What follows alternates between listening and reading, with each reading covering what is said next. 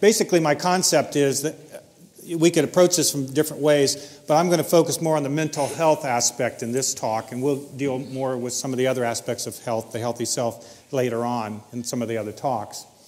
And the real essence of what I wanted to get at was this whole business of the what Edgar Cayce kept talking about, the purpose of creation, the reason for being, the cause of being, and so forth. He said what it is that you may know yourself to be yourself and part of the whole. He said it in a lot of different ways. I like this one here. I like the whole because here he's talking about the whole. He's talking about God as the whole. So when we talk about ecology and all kinds of other things, I like that thinking of, that God is all that is, the whole, thinking of wholeness, see? That's a principle, wholeness. In fact, I talked about principles last night. We talk about individuality and wholeness, two principles today that are from a psychological standpoint. You'll know yourself to be part of the whole, but retaining its individuality. That's important, the individuality, the separate sense of self we're going to talk about this morning. Knowing itself to be itself with the purposes of the first cause. So the whole is the first cause, God, the creative energy, the creative forces, that called it, the entity, into being, into the awareness, into the consciousness of itself. That is the purpose, that is the cause of being. So, this is just dripping with psychological import here. If you're thinking about what it means to be a self, coming from a psychological perspective, here he's tying it back to the first cause, to creation, and we'll get into this. I'm going to actually tell you the creation story in a minute here, how the self came to be.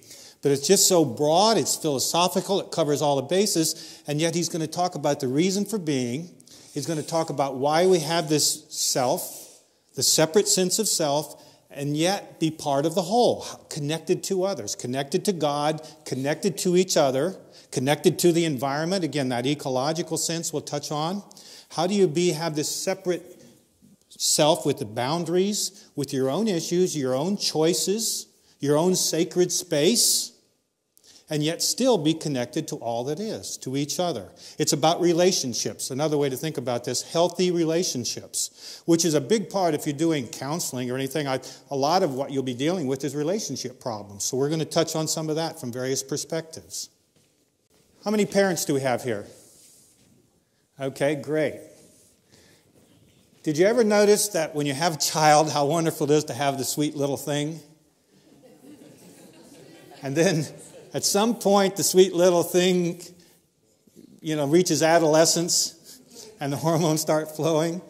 And the sweet little thing is not necessarily entirely so sweet anymore. Have you ever noticed? It doesn't happen with all children, but it's a fairly common pattern that, when they reach a certain age, they start to feel themselves, again, that separate sense of self and to be the self. And they can actually get a little obnoxious, I think, sometimes. Have you ever noticed that? Well, as it turns out, my sweet little girl, Cara, the sweetest little thing that could be in the world, the most precious thing, at a certain point in her development, along about 12 or 13 years old or so, middle school and all that, gets in with the clique and with the other kids and the girl, and all of a sudden my sweet little thing, it's like, what's going on here? Talking back to mom and dad, getting on the internet and doing stuff you don't know what, and just the typical kind of stuff that young teenagers do. But it was enough that I was getting a little bit concerned. Now, at the time, I had a counseling practice, and of course, I was having parents and stuff coming in and with kid problems and all kinds of other relationship kind of problems. And one of the things that I would do in a lot of those kind of situations, do what's called an intervention. An intervention. So we have to have big, nice names for these things that you do, because you have to charge money for this stuff, right? So we're going to do an intervention. So I got to thinking about, okay, well, can I do an intervention with my daughter? What would I do as an intervention? And I got her, one of the things that I read the reading, so I wanted to do this from the Cayce perspective, of course, and the whole thing of getting them interested in the soul and the spiritual side of life, Cayce said. That's one of the things you just have, if you can keep that going, then you're going to be okay. And so we started getting back to dream work and talking about mystical and psychic things, and she ate that up. She'd always had that sort of consciousness, so that really helped. But I thought, well, I need to do a little more. And it occurred to me at about that time, John Walsh in England had invited me over to give a series of talk up and down England in various locations. And I'd already been there twice. So I had done this twice with the tours of England. So I knew what it was about. And the third time he asked me to come over, I said, well, I'll come if I can bring my daughter. Because I was thinking, see, again, it was an intervention. Get her out of her little clique with the little local and get her to see the world, the big picture, maybe a bigger sense of herself, maybe see her dad in a little different way. She was just totally transformed, you know. And so I could just start to see glimpses of the woman that she would become, the adult, because she was just trying so hard to be an adult, you know, so precious. And we had a great time. Only a couple times did she sort of lapse back into that, you know, childish, adolescent kind of stuff. But for the most part, she did a wonderful job. It really worked out well. So much so that a couple years later, when John asked me to come back for the fourth time, I said, well, if I can bring Cara, you know. And I took her, that's 2 trips to England and touring all over England. And she had such a great time. Of course, she became all things English. The Beatles and all of that. She got to see the Cavern and Liverpool and the whole works. So all things, so much so that when she said, well, hey, when I go to college, I want to go to England. I said, well, that's kind of expensive, you know. But we'll see what we can do. She ended up going to a regular four-year liberal arts college in the U.S., but guess what? The junior year, they could go abroad, and she said, I'm going to England. She went to Reading University just outside of London and spent a year there. It was wonderful. Well, then after she graduated, then what's she going to do? I want to go to graduate school, you know, and so she put in, guess where? University of Manchester. She earned her master's degree, spent a couple of years there, met a young Brit, got married. Now she's living in Manchester, England. So you have to be careful about your interventions sometimes. They don't always work out quite the way you like. But on the other hand, we have a lot of nice trips to England, and, you know, it's really kind of wonderful. Now, and of course, I guess this whole thing about the separate sense of self and growing up and, you know, being separate yet connected, you know, we need our space, and I guess she figured she must need the Atlantic Ocean to have enough space, you see. But this is the story that I'm telling you here. If you understand the principles of the story, you'll understand the principles of Edgar Cayce's Cosmology, the creation of the soul. This is all the pattern. Everything in the earth is a pattern from the realm of spirit, Cayce said. It's like a shadow that's cast. So even relationships, this sort of thing with parent and child, no wonder in the Bible or in some of the religious traditions we talk about God the Father and we are children of God, this metaphor and so forth. That's part of the beauty of the Cayce approach. It takes all these different levels of the self and experience and ties them all together and makes a unity out of them that we're all talking about the same thing. Isn't that interesting? Almost like a hologram or something, you know, that no matter how you look at it, it's all the same thing, all the different levels of experience. So let's get started in talking about the healthy sense of self. Let's talk about the origins of self. Where did this separate sense of self come from? This self that has its own separate being and yet is still connected to the whole. And Cayce takes it back to a spiritual origin. He said, in the realm of spirit, before there was material reality, there's a creation in the mind of God, the first cause. Spirit is the first cause, the primary beginning, the motivative influence. Motivation, we'll talk about some today about motivation. That which moves us. That's what spirit does. It moves us. That's a primary attribute of spirit, motivation.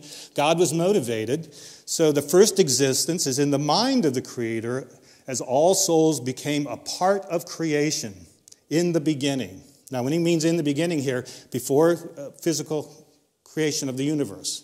That's the creation of the physical universe was the first big intervention from God because something happened. And we'll get to that in a moment. Now, when Tom Segru wrote There Is a River, the biography of Edgar Cayce, when he wanted to know about these deep philosophical questions and the reason for creation, it's very interesting the way he phrased it. Should this be given as God's desire to experience himself, God's desire for companionship, God's desire for expression, or in some other way? Cayce responded, God's desire for companionship and expression. See, God has desire. Apparently, desire is a spiritual attribute, Cayce says. God desired companionship and expression. And if you think about companionship and expression, what does that really mean? What's it come to? I think of it this way. Companionship is that which draws us together. Expression is that which pushes us apart, in a sense. Expression is the will. To have relationship, God desired relationship, and to have relationship, if there's too much closeness, too much of the same, that's not much of a relationship, you see. You need some sacred space for the other, to have self and other. So God, realizing that, God gave us will to express ourselves, to create our own selves, our separate sense of self, so that we could be in relation to the whole, you see. It's sort of like, I think of it like the yin and yang of the Tao, complementary opposites that are still the whole. Isn't that beautiful? Companionship and expression has that quality to it of complementary opposites. So you can be separate and yet connected at the same time.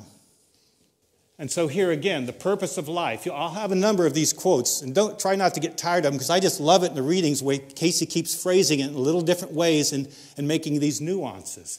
The purpose of life is that you may know yourself, to be yourself, and yet one with the creative forces or God. You see the little bit of tension right there? To know yourself, yet to be connected, separate connected, it's inherent right there. So, in the realm of spirit, we have souls venturing out. And actually, let me give you one other tip right here at this beginning. When the souls are created, some souls decided to take that separate sense of self a little farther than maybe was the original plan.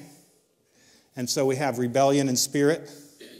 The creation of the physical universe, as I said, is the first intervention. God said the physical universe was created so that the souls might become aware of their separation from the source. Aware of their separation, that separateness that they've created, that was created from the gift of will.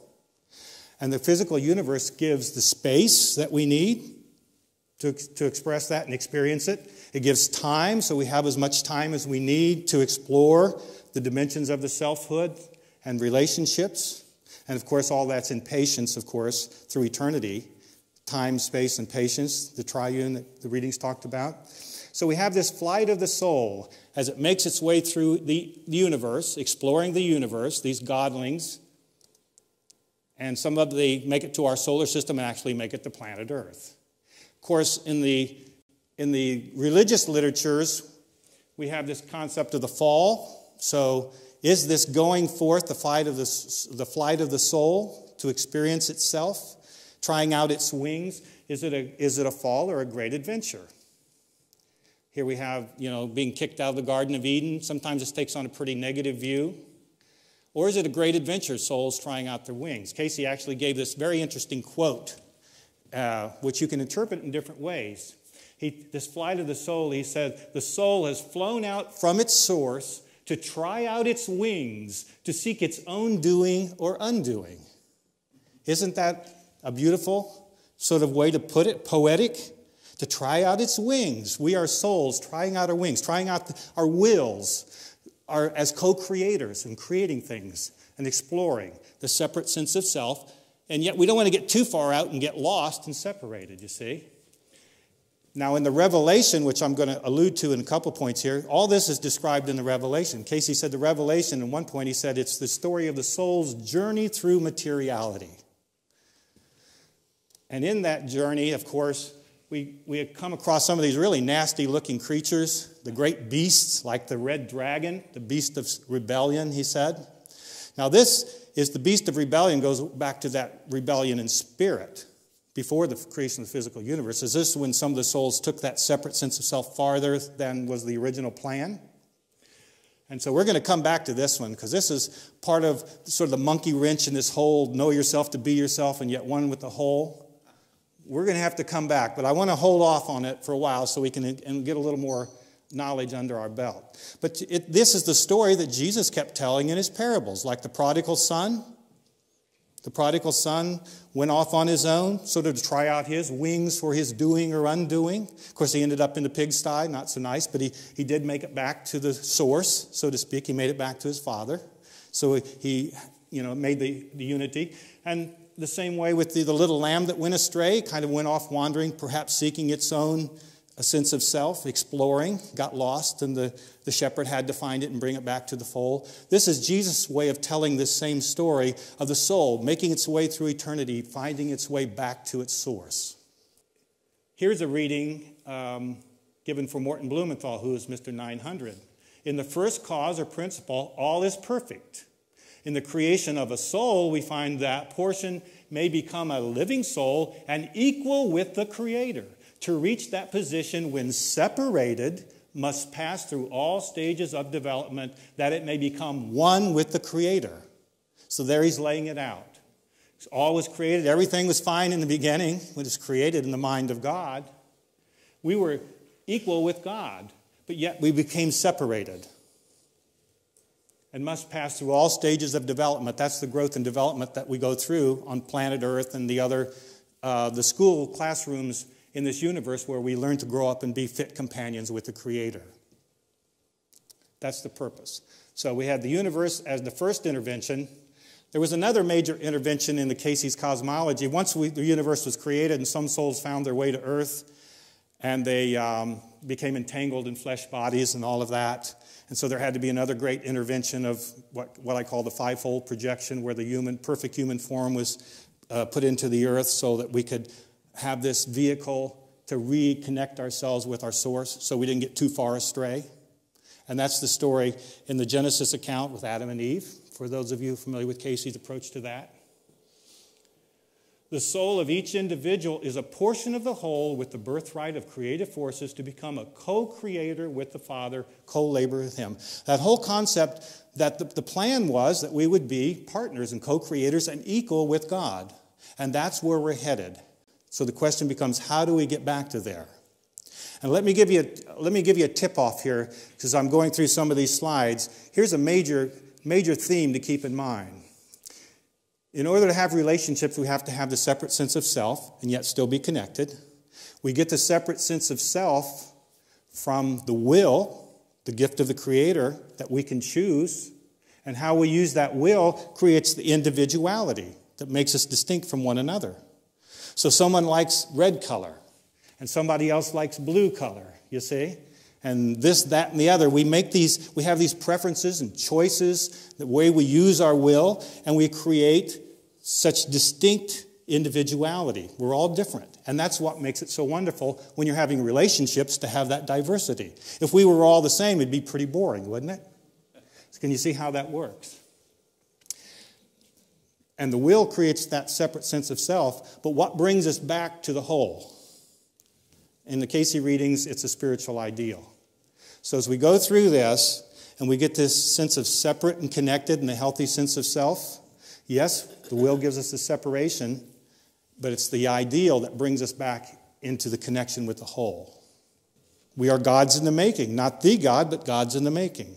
For man is the co-creator with the builder and maker of the universe. That's the ultimate healthy self, to be equal with God and a co-creator. We just haven't got back to that point yet that we kind of started out from because of the rebellion that we talked about earlier. I've described all this. I actually created a DVD that runs like over 2 hours, has music and animations, describes the creation in the spirit and in the physical universe, and gets into physics and planetary sojourns and how life began on Earth from water right on through the various stages of evolution. But there is a Cosmology DVD if you're interested in the creation story. So we come back to this theme of how to know yourself, to be yourself, and yet one with the whole, or creative forces, or God. The first part of that says to know thyself, to know yourself, to be yourself. So part of this healthy sense of self, we have to have some sense of who we are. Otherwise, we're lost. And you keep finding this over and over in the Cayce readings. He said, in order to know God, you must know yourself. He said that several times. And of course, the second lesson in a search for God is know thyself, correct? And so there's a real emphasis on knowing who we are as souls. It's a deep study of self. Now, in a philosophical sense, when you say know thyself, you tend to be referring back to Socrates, the Greek philosopher. He kept saying, know thyself, know thyself. Of course, he's the one that drank the hemlock. And And what's interesting in the Cayce approach, Cayce didn't give a reading for that fellow, but he talked about him quite a bit in several readings, and he said he drank the hemlock for an ideal. He didn't have to do it, but he was so strong in his ideal of what he should do that he was willing to drink the hemlock to make the point of standing on his ideals. And that's a pretty strong statement, and Cayce seemed to be affirming that this was and he also talked about his deep meditations being pretty profound as well. Now, it turns out Cayce gave quite a few readings for other people associated with Socrates, including his wife Gertrude Cayce, who he said was a daughter of Socrates, and quite a few other people associated with Socrates. And then Edgar Cayce had a past life in ancient Greece just a little bit later as a student of Aristotle. And I've got a DVD about some of that stuff if you're interested as well. But the point is, there is a way of approaching this from philosophy that's consistent with the Cayce approach, if you want to take that approach. Now, as a psychologist, when you talk about knowing yourself, a number of centuries later, you come to Sigmund Freud, right? Psychoanalysis, sort of the big daddy of psychology. Because he started so much of, even though people don't necessarily accept all these things now, but he really got the ball rolling and thinking about it. And it's important from the Cayce perspective because this was really in vogue when Cayce was giving his readings. So if you wanted to understand yourself, to know thyself in Cayce's time, you sort of had to deal with Sigmund Freud and some of his ideas. And Cayce did that quite well, and we're going to see some case studies in that in just a minute.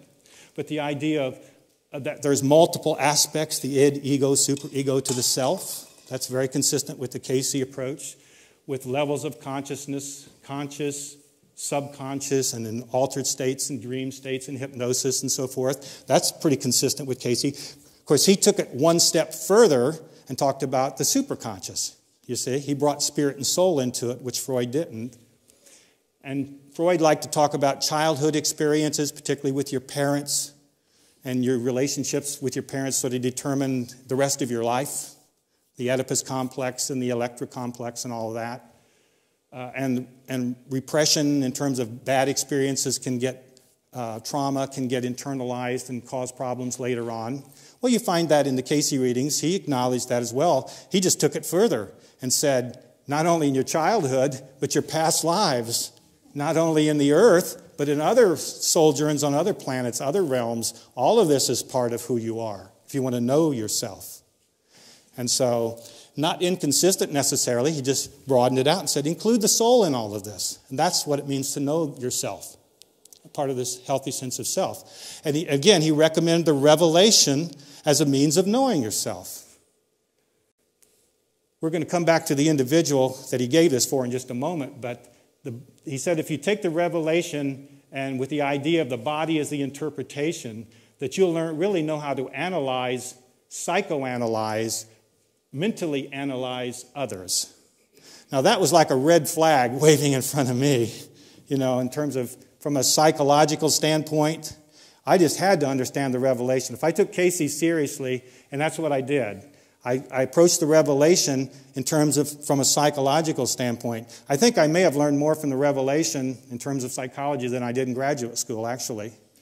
But I know that being in graduate school helped me to understand the revelation so that I could understand what was going on. Because he said, again, back to motivation. What motivates people? He said all those symbols and all those emblems and all these beasts and so forth in the revelation represent these motivational factors within us that move us, that cause us to do things.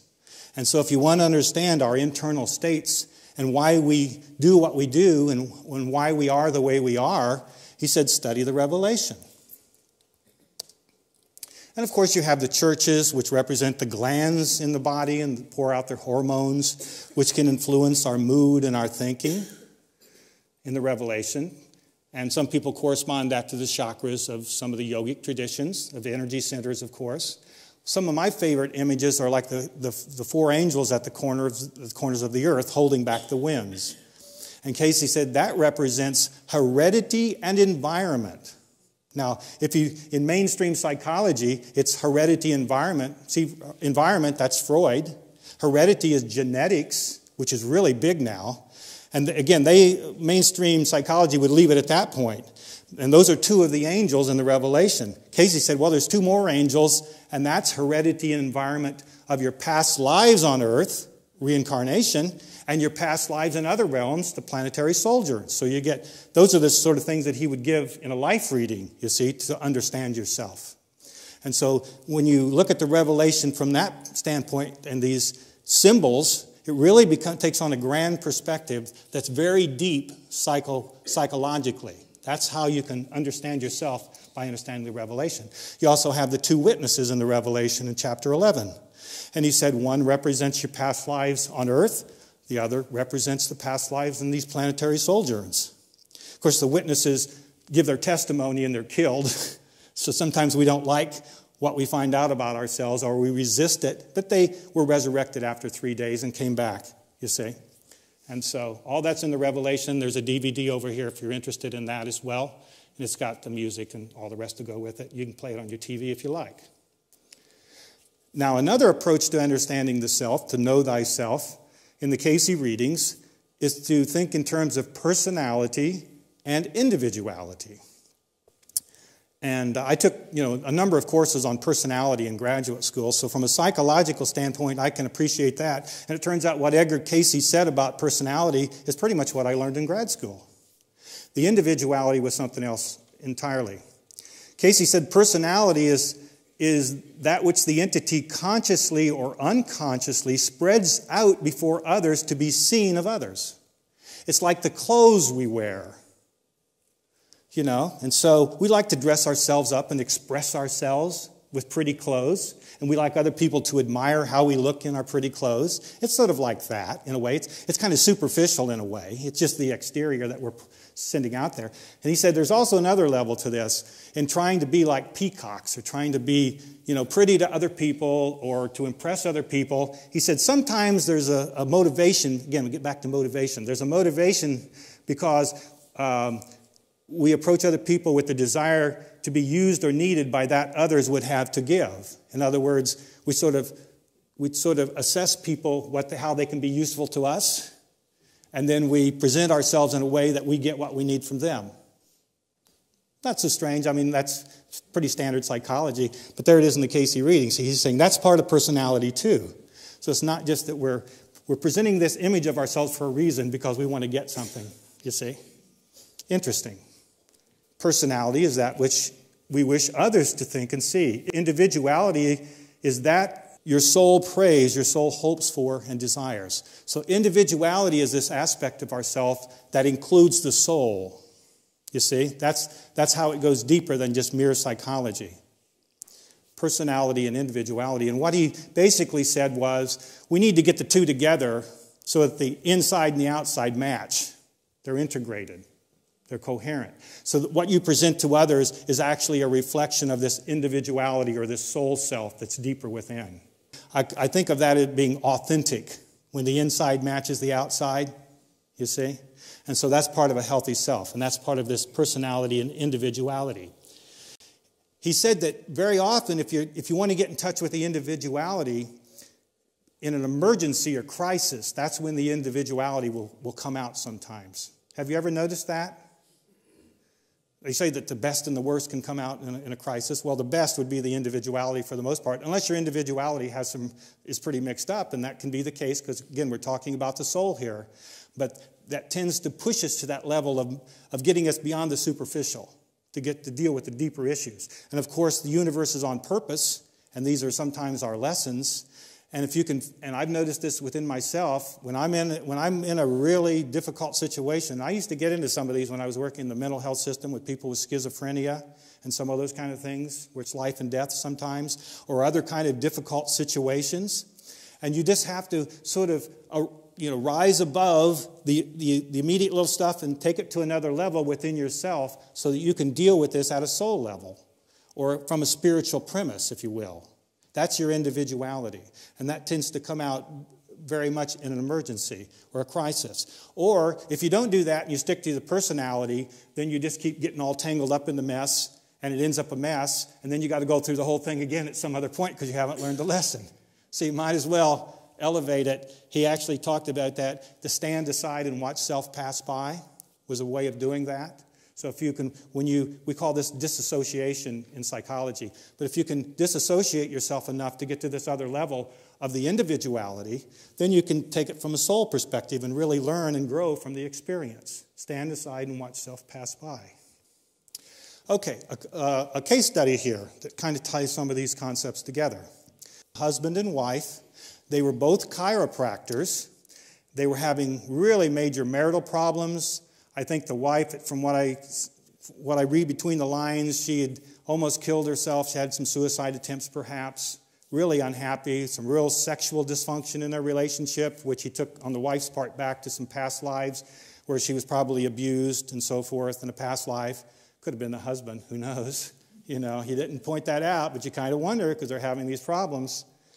And they go to this Dr. Ernest Weltmer of the Weltmer Institute, and he's very much into psychoanalysis, the true Freudian psychoanalysis. And he's been dealing with them for years, and he can't make any progress whatsoever. So he appreciates the Cayce perspective, and he asked Edgar Cayce to get readings for them, and Cayce does. And the readings are just one psychoanalytic sort of question after another. So you really get a real strong sense of how Edgar is going to critique Freudian psychoanalysis in explaining this, but he's going to bring in the soul. So I've just got a couple excerpts. It's all here, particularly in this the 83 reading, which is for the husband. So if you're interested in this, I mean, it's individuality and personality and the body-soul connection, and there's just a wealth of information here in that respect. This is the guy that he said, if you want to analyze or psychoanalyze somebody, study the Revelation. So that's that same quote. This is the guy. This is his chiropractor. And so he's saying, rather than going to Freud for all this stuff, read the Revelation. It's all there. And it's much better than what you'll find in this psychoanalyst stuff if you really want to analyze yourself and others. But you'll have to do it, he said, also in that same reading. One of the questions was, psychoanalytically speaking, what is the entity's emotional age? About 2 months. You see? Now, you may have been having a little fun with him, but you really get the feeling Edgar Cayce really didn't hold this guy in very high esteem. You know, there's a lot going on. This guy really has a lot of problems.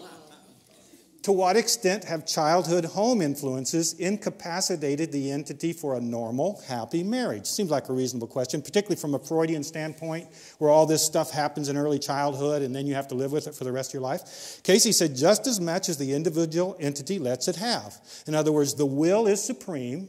The will is supreme over your past life stuff or your planetary sojourns or your early childhood stuff. The will is supreme, the gift of the Creator that allows you to have this separate sense of self and be yourself and to know yourself. The will is supreme. So what are you going to choose? You're going to let it influence you or not? And he brings up a Bible verse here. I almost get the feeling like he said, okay, man up here a little bit. Okay? You're a man. You're not a child anymore. Let's approach us like an adult and put this childish stuff away because it's just messing up your life. Man up. Psychoanalytically speaking, does the entity have a split personality? So again, these questions are coming from this Weltmer, I think, as much as anyone. But he's trying to, from a psychoanalytic standpoint, he's trying to get Cayce to comment on what's going on. Cayce said he doesn't have a split personality, but he has split desire. Rather than a split personality, the individuality lacks stability. With the individuality being stabilized in an ideal, remember I told you about the ideal, stabilized in an ideal that takes hold upon the infinite, the possibilities of the entity are unlimited, but self gets in the way and becomes a stumbling block. So he's got too much self going on here, self, an unhealthy self, and he doesn't have this ideal, the spiritual ideal, to bring him back to the whole and connect him at a spiritual level, see, to give him stability in his life. Isn't that interesting? So you've heard about ideals probably forever and ever, but it really is important from this standpoint of having a healthy sense of self and to counterbalance the will. Now this is the wife. There's lots of quotes there too for her, but this is the one I pulled out because I liked it. Talked about individuality is the sum total of what the entity has done about those things that are creative or ideal in its varied experiences in the earth. See, this is the soul here. This is the history of the soul, your individuality. Now, in talking about the self, the separate sense of self, and how it's connected to the whole, Ken Wilber, a philosopher, has written a book called No Boundary, which actually addresses a lot of these issues. And he approaches it more from like a sort of a Hindu approach of no boundary consciousness and unity consciousness. It's a little bit different than what Edgar Cayce was talking about. At least in that view, you don't necessarily, you may have a separate sense of self, but that's the problem. And if you could just get rid of these boundaries, and these boundaries which are illusions, and you can just kind of merge with the whole, and then you can get rid of the self, in a sense. So it's a different kind of approach. It's very interesting, and I recommend his book if you're interested in these kind of questions. But it does bring up the question of boundaries. And I get people ask me a lot about this. This is a real question for people on the spiritual path. Do we have boundaries or not? And from the Cayce perspective, yes, we have boundaries. It's like sacred space. We need some boundaries for who we are. We don't like when people invade our personal space and get too close or inappropriate touching or whatever as a boundary. Time can be a boundary. We don't like when people waste our precious time that we only have so much of, you see. And so from the Cayce perspective, part of that separate sense of self is having boundaries. This is an important question to deal with because not everybody sees it the same way. Now, Morton Blumenthal, the Jewish businessman, came along and he was wrestling with this whole question of boundaries and the relation of the part and the whole, the self and the whole. And Edgar Cayce explained it in an interesting way. He addressed this question. He talked about the differentiation in truth. And what he was saying here is, well, there's truth in these different approaches. And in the Indian, or what appears to me to be the Hindu thought, and then in Blumenthal's thought, he said in the Hindu thought, the individual becomes lost in the whole. See, the boundaries dissolve, this unity consciousness. That's one way of approaching it. And he says there's truth in that. But to differentiate it with what Morton Blumenthal was thinking about, he said, again, as is seen, the heritage of the soul is that the individuality remains and knows itself to be one with the whole, but not the whole, but one with the whole. See? You see the distinction he's making there? Separate yet connected. He said that's a better model, or at least he's saying that's what Blumenthal is, to help Blumenthal put it together in his mind to crystallize what he's saying. Do you recognize that it's being the same thing that he's been saying over and over in the readings? The separate sense of self that's still connected to the whole. One with the whole, yet able in itself to act in its own individual capacity, as long as it makes its will one with the whole. Now, how do you make your will one with the whole? That's the spiritual ideal. According to Cayce, that's the whole purpose of the spiritual ideal. It gets us back to be one with the whole.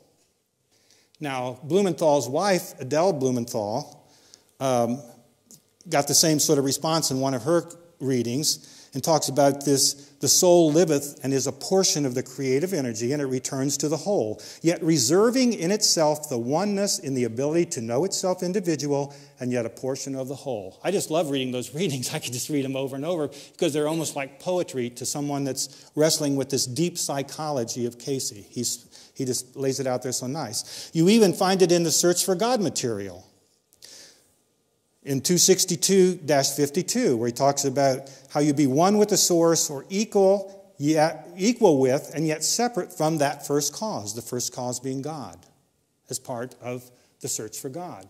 Equal with, imagine that, equal with God. That's what we're talking about. That was the original plan. We kind of screwed it up a little bit along the way, but that's where we're headed. That's what the plan was, and that's what this whole process is about, to get us back in relationship so that we're equal with God and a co-creator with God. For each soul is a portion of the whole, or as a corpuscle in the body of God. Know thyself, again, know thyself, then to be as a corpuscle, as a facet, as a characteristic, as a love in the body of God. And this is such a beautiful metaphor when you think about the cell, like a corpuscle, like a blood cell. In the body, it's there, and yet it has its own separate identity. It has its own membrane, like a boundary, you see.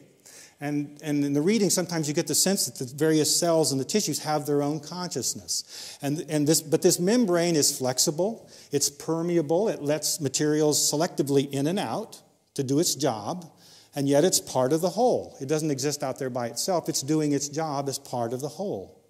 And that's a good analogy I think, for the separate and yet connected self that we're talking about. And that's what Edgar Cayce is actually saying. For as a corpuscle in the body of God, thus a co-creator with him in what you think and what you do. For as a corpuscle in the body of God, you are free-willed, and thus a co-creator with God. You see the importance of that free will? God does not desire us to be automatons. God does not want to meddle, I don't think, or look over our shoulder constantly, or any of that sort of stuff. He wants us to develop the capacity to use our wills in a constructive way so that we can be in relation as co-creators. Isn't that beautiful? That's why we have the ideals exercise. If God was going to tell us every little single thing to do, there's no reason to have an ideals exercise or even be concerned about ideals. You don't have to figure it out for yourself and grow that way. Just let God tell you everything to do. But that's not the way, in the Cayce material, we approach soul development. Now, as I was thinking about the blood vessel, using this biological analogy or metaphor for the relation of the part to the whole, in the Cayce readings, that's almost exactly the way he describes the process of cancer, only from an unhealthy standpoint. And I actually did a report on this, and it's on the Meridian Institute website if you're interested. But what he described in cancer very often is you have disease or injury or irritation. So something is wrong in part of the body, and as a part of the natural healing response that gets segregated or walled off, are the terms that he uses. Sort of a protective mechanism, maybe like scar tissue or in some other way, so that it doesn't contaminate the rest of the body, perhaps, or to create its own little hospital there that can be healed with increased blood flow and nutrients and so forth, while the rest of the body carries on and keeps you alive and well.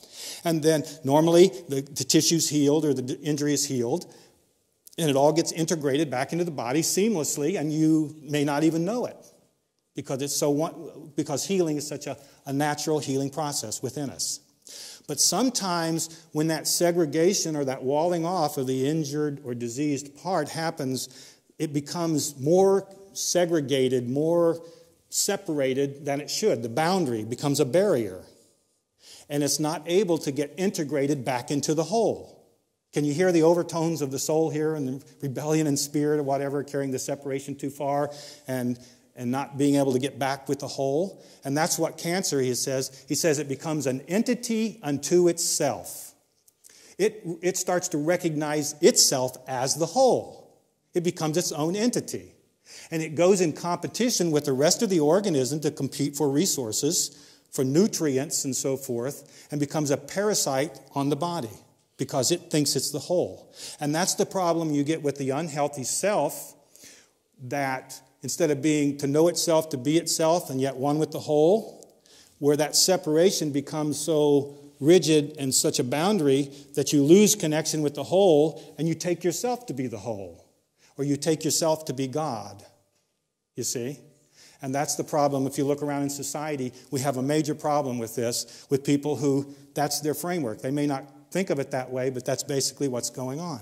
They've lost the sense of connection with the whole. And it's sort of a cancerous process at a psychological level, if you want to think of it that way, and especially in terms of relationships. It's like a cancer. Now, we can think about it from an ecological perspective in terms of the part and the whole. And I really think the ecological movement has this deep spiritual premise. You just go back to the beginning again, sort of the same way as we think in psychological terms of the part and the whole. Because in ecology, we recognize, yes, we have the bee pollinating, and pollinating flowers, but it also pollinates our food crops. And if it doesn't do its jobs, people starve. You see, even something as intricate as that, it has these interconnections and repercussions as part of the whole that we just can't ignore. And yet we have ignored, to a large extent, in many ways, we've ignored the relation of the part and the whole. And we get focused on our own little greedy stuff and doing what we want for the moment and ignore how that we are a part and interconnected with the whole, and we create a real mess out in the world. Do you understand? So it's the same process we're talking about here in psychology and physiology, the relation of the part and the whole. And yes, we want to be co-creators and have our own, co-create in the universe, but we have to find a way to do it so we can still maintain our sense of wholeness and connected to the whole. That's ecology. Now, in terms of all of us sitting here, we are sharing the same air. We're breathing the same air. Sometimes we think about, I'm here and you're there and you're there and you're there. See how separated by space and by all these different things? It's so easy to see ourselves as separated, and yet we're all here breathing the same air. It's reaching right into the cellular structure in our lungs. And I breathe out, get circulated, and some of you will breathe those same molecules, you see? And it's the same molecules that are out there that animals are breathing and that trees are breathing, if you want to think of it that way. We're all breathing the same air. So again, it's that ecological sort of motif that we're all interconnected in ways that we're not even aware of sometimes. As I'm standing up here talking, through your sensory nervous systems, you are internalizing me into the brain, into your brain cells. And if you have any memory of me or whatever, it's because it got imprinted into there. Standing up here to Silomar talking. I'm reaching right into your brain cells and you are internalizing. We're all interconnected. See, you're all internalizing me. We're interacting at a cellular level within your brains. And we do that all the time. As I look out at you, I'm internalizing you, and I'm seeing that tie-dyed shirt right there, you see? And that comes in, and that's getting imprinted into my brain cells, you see? Isn't that amazing? And so we're so interconnected at a cellular level on a moment-to-moment basis all the time, and yet we're not aware of it. That's part of that sense of being part of the whole that we sometimes lose track of. I like the way Kahlil Gibran, the Lebanese poet, put it in terms of relationships and this dance of relationships, the part and the whole. Let there be spaces in your togetherness, and let the winds of the heaven dance between you. That's a separate sense of self in a healthy way in relationships. And stand together, yet not too near together, for the pillars of the temple stand apart, and the oak tree and the cypress grow not in each other's shadows.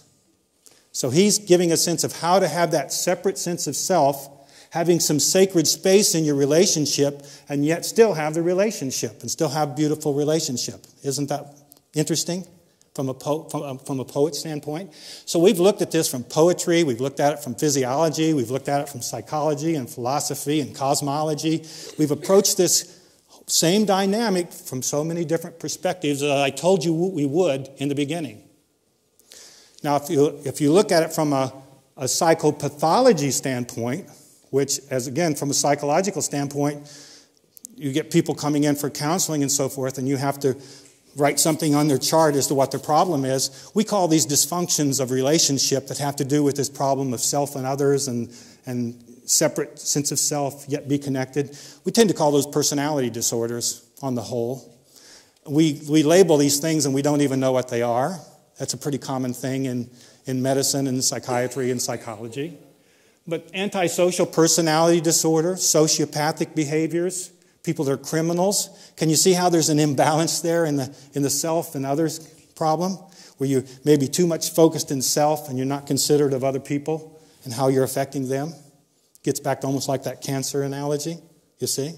Or in the opposite extreme, maybe something like avoidant behavior where you're avoiding other people because you're afraid of being hurt or injured or something, and so you withdraw. That there isn't a strong enough sense of self there.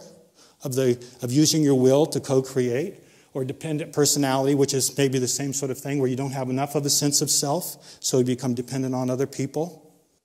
And so here's a little bit of an example in the readings from what you might think of as being avoidance, where the person, because of a past life with some Quakers, he developed this tendency to be silent when he could speak up for fear of the opinion of others, and he remained silent. You see how he's sort of avoiding expressing himself because of fear from a past life? Not necessarily a personality disorder, but something that's not quite right that Cayce's pointing out. That goes, you need to have more of that sense of yourself and express yourself with your will. You can do that, have a sense of self. You're sucking it back in because of fear, what others might think. That gets into his personality as well, can you see? Now here's an interesting situation. How late am I to go today? Somebody help me keep track of time. I'm outside of time right now. There's a quarter after, is it? Say we're going from 9 to 10, 15, right? Okay, 20 minutes. We'll make it. Okay. I have to come back and check sometimes. I get pretty deep into this, as I told you. I'm trying not to talk too fast. But I got a lot of material to cover, so I'm trying not to talk too fast. The pace is okay. Good. Okay. Now here's a husband and wife. Here's a husband and wife having some problems. The wife comes for the reading. The husband is an alcoholic. Now, very often in marital type counseling, and Cayce did a lot of that, he would recommend people sticking it out and working for the soul growth. This is an opportunity. You've chosen to be together in this lifetime. Don't throw this opportunity away, but, stick it out. You find that fairly often in the readings, but here's a case where he uses the opposite approach. Sort of like last night when I said, Cayce, the Cayce readings, he was tuned into that individuality of the person, and so what do you need? And it may not fall everyone the same. Would a separation of any sort be of help? The woman asked. The wife asked. This must be a choice within self. Choice within self. See, that's the will. Self's own development is in jeopardy. Choose thou. That's the will. He's encouraging this woman to use the will to create your own identity and what your life is going to be and who you are going to be. As we would find, it would be helpful for a separation. Create some space here, you see, in the relationship. Am I being someone's strength? A strength to his development, and the realization may come the greater by the separation. How do you help this man to grow as a soul? Do you stick with him and enable him to keep the same pattern and think that you're supporting him? Not in this case. Cayce says, create some separation. Let him meet himself, in other words. And that's the way you'll both grow, because you're not growing here either. You're stuck in this situation. You could think of this as a dependent personality or codependent personality, not enough of the sense of self, the expression and the use of will. He's encouraging her to use her will here to, what's your life going to be? Make the choice. And so in that respect, he often used this saying, what can I do to make my sister happier? Every tub must stand on its own bottom. Do to her as you would have her to do to you. You see, can you visualize that? Every tub must stand on its own bottom. You have to be responsible for yourself. You have to have your own sense of self. Everyone has to have that. The entity often tends to become a bit pessimistic and to blame someone else. This is not well. For every tub, yes, every cup must sit on its own bottom, its own legs. That's the healthy, separate sense of self we're talking about here. You're going to have your own legs, your own bottom. You're not dependent on someone else to tell you what to do and what to believe. You're not putting it off on somebody else when something bad happens and blaming them. You're taking responsibility for your own actions, for your own life. That's a healthy sense of self. Can you see that? Now, Gladys Davis ran into this. This is another example. The 288 is her series. I just love reading her readings. She was such a wonderful person. And as you get to read those readings, you just get the sense of her inner life. And it's so complex and she was so intellectual and so smart. And the Search for God readings, I just love it. Whenever 288 would show up there, I just tune in because she's such a fascinating person. But here, put yourself in her situation. A young woman comes to be the secretary in a professional capacity for this psychic, and then she ends up living in the household and basically sort of giving up her life in a way.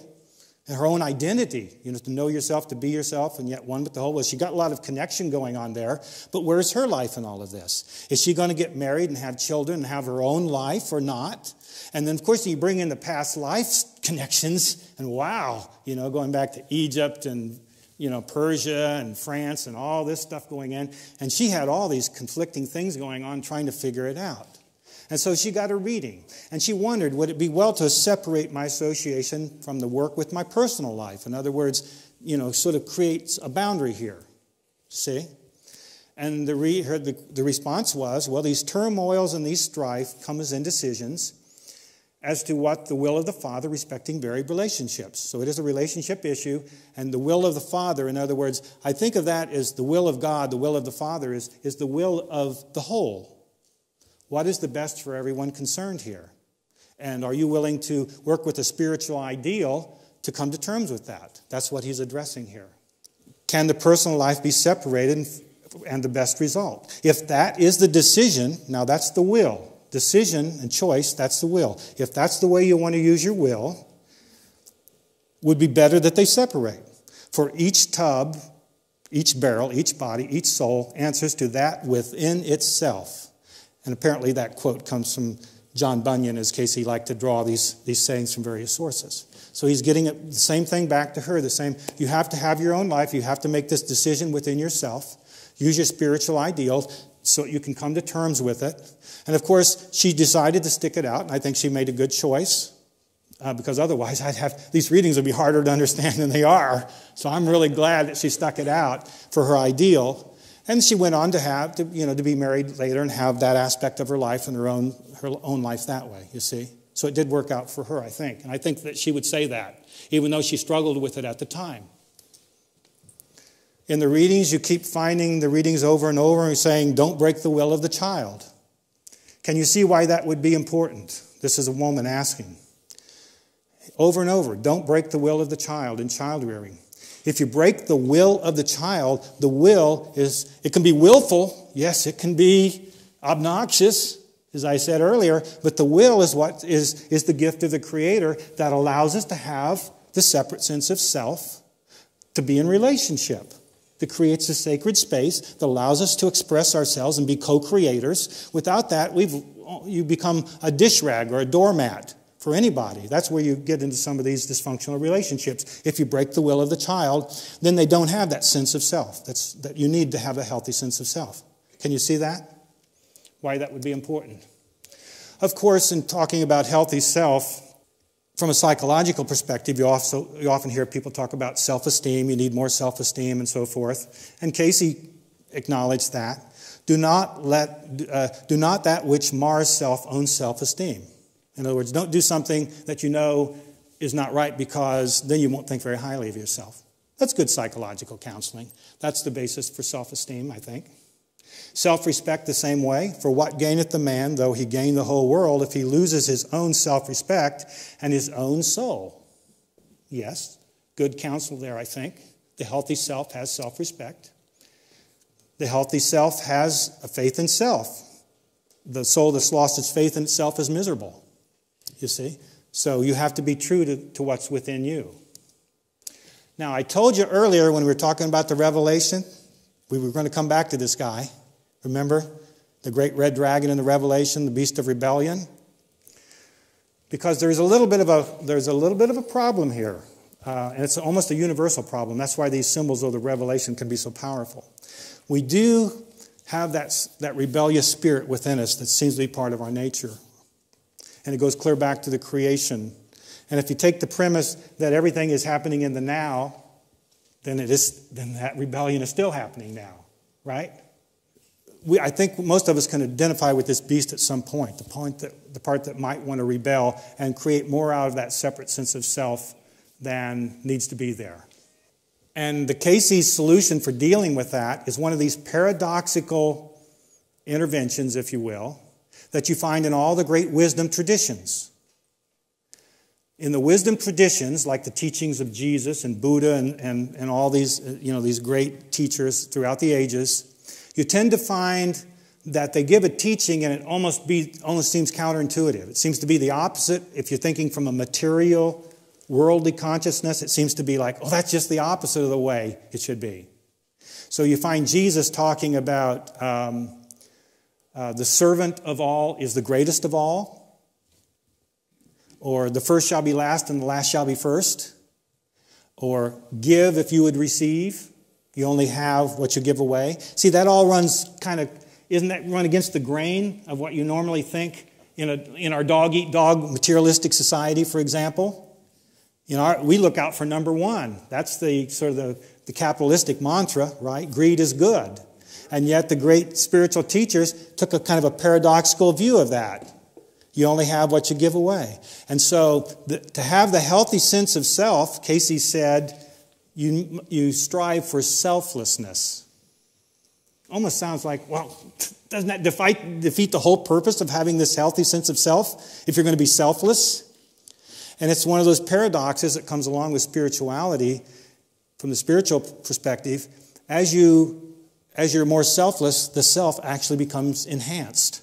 You become more of who you are as a soul, but not in a selfish way. That's how you get around the great red dragon. That's how you get around the separate sense of self that becomes a cancer and so forth. by being selfless, and the spiritual ideal, that's why the spiritual ideal, if you have the spiritual ideal, will tend to lead you in that direction of being self and considering the whole and not just yourself. And when you do that, the self is actually enhanced. You become more of who you are, a co-creator equal with God. So a little bit of a twist in the plot here, so to speak, in terms of this paradox, and that's what wisdom is about. Wisdom and truth and knowledge and all of that. Wisdom gets to the point where it sort of turns it around and you look at it from a different perspective and you say, aha, it's not what I thought it was. There's more to it, you see. Make self selfless. He that will humble himself will be exalted. Do not run away from the shadows of self. Otherwise, the shadows just keep coming back. The lessons keep coming back. You have to learn them. Become selfless and more for the advancing of the activities of others, not of self, for he that would have life must give it. You only have what you give away, Cayce says, you see. Selfless giving. Remember that which would be ideal for self must also be that which would be ideal for others. Do unto others as have them do unto you. This is the golden rule. You see, this is part of that selfless premise that Jesus was teaching. Then self must become selfless, and not in any form or manner desire those things that would be advantageous over others, in that others would have to suffer that self might have the advantage. For that is selfishness and not selflessness. So the ideal for self, that gets back to the ideal. Can you see how to have the separate sense of self and still be part of the whole and connected to the whole, you can't go around taking advantage of other people. That's selfish. That disconnects you from the whole. When you put it in those terms, it makes sense, doesn't it? It can be a hard pill to swallow if we're really into that great red dragon, the beast of rebellion, who wants to be its own God. Do not belittle self. While selflessness is the law, to belittle self is a form of selfishness and not selfless. In some traditions, the way you deal with this problem of the red dragon, the self and selfishness and rebellion, is to do away with the self or to belittle the self. I'm a poor, wretched creature that deserves to spend eternity in hell, burning in hellfire. You see, that sort of thing. And Cayce said, don't belittle yourself. You're made in the image of God. You have this potential to be the co-creator. Don't belittle yourself. Don't put yourself down because of these problems you're struggling with. Again, sort of man up. Face up to it. The shadows are there, but deal with them. And don't put yourself down, because that just keeps you hung up in the same pattern. You can't get beyond it. Now, does selflessness have to be a drudgery? I don't think so. In the care of self, selflessness is great. But be more mindful of the little niceties about self, and you will find a pride in self, not a false pride, but as nature manifested in its maker. It does the best it can with what it has and looks the most beautiful with what it has to work with. Some practical advice. Probably somebody that may be a little homely or something going on there, in other words. But don't belittle yourself. Work with what you have. And you can have the niceties and take a reasonable pride in yourself as part of this healthy sense of self. Know self, be true to self, and you will not be false to anyone. First, be true to self, its inner self. That inner self, you'll find out, if you search on that, you'll find it over 200 times in the readings. I've searched on a lot of these terms relating to these parts of the God self, the inner self, the higher self, and on and on and on. He talked about the dynamic of the inner self, and he's referring basically to the individuality there, this sense of the soul self that's within. Be true to self, its inner self, first. Be true to self and self's own ideals, as we're coming back to the ideals again, and that will not be false to any other. So, the healthy self knows itself. It has self-knowledge and awareness, as we've talked about. You're not dumb about yourself. You're not ignorant. You have a sense of your history as a soul and these past lives, and the others. It may come through dreams. It may come through psychic readings or psychological counseling or something. But you have an awareness of the depth and what an incredible entity you are as a soul. You have an identity and boundaries, which we've talked about, the separate sense of self. You're allowed that sacred space, yes. And yet you're connected to others and God in relationships, in healthy relationships. Uses the will constructively to express itself, the will, the gift of God, a co-creator. Yes. Takes responsibility for itself. So if you're going to use the will to make decisions and choices and act upon it, you got to take responsibility for what comes out of it. Every tub, every kettle must stand on its own legs, you see.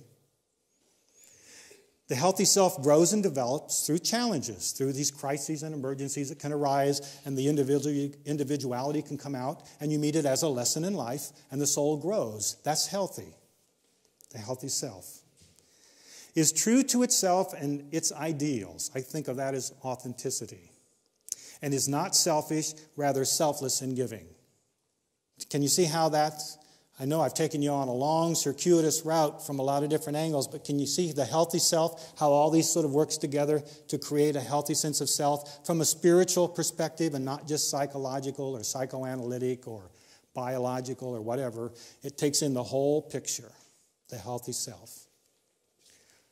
That might be the last slide. Oh, here's the slide I started with. I always like to come full circle if I can. This is one in the beginning.